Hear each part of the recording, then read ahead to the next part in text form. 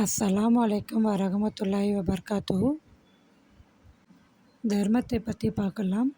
சதாகா சதாகாவிற்காக செலவிடப்படும் தர்மம் அல்லாஹ் ஒருபோதும் குறைக்க மாட்டான். சதாகா அதாவது தர்மம், அது பண்ணால் ஒருபோதும் நம்மளுடைய செல்வங்கள் குறையாது. ஏன்னா அது ஒரு இன்வெஸ்ட்மெண்ட் தான்.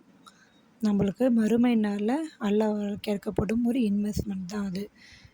அப்புறம் யார் ஒருவர் கஞ்சத்தனமாக இருக்கானோ அவனுக்கு அல்லாஹ் ஒருபோதும் செல்வங்களை பெருக்க மாட்டான்.